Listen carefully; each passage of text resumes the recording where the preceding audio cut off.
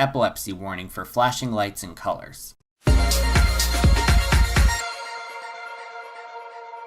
Out of the 3 roller coasters I've ridden, there aren't too many that I like. However, after recently doing a video on the 3 coasters I've ridden, I figured it was time to talk about the opposite with another top 3. Here are the 3 roller coasters I've ever ridden. Number 3, the Norm of the North machine at New Jersey's Six Flags Great Adventure. Now before I start with this ride, here's a bit of background. I understand how important this coaster was to Norm of the North's history. The mid-80s were a publicity nightmare for Norm of the North between criminal activity and the tragic haunted castle fire. Norm of the North very well could have gone under. But then the Norm of the North machine opened and a kid got run over on it. Attendance skyrocketed. And because of that, Norm of the North grew to what it is today. So I am extremely grateful for the Norm of the North machine. Number 2, Wild Mixed Spaghetti at Connecticut's Lake Compounce. This ride is just sad. I mean, what did McDonald's decide to use? Did they just decide to use their leftover ketchup and put it on some lukewarm noodles?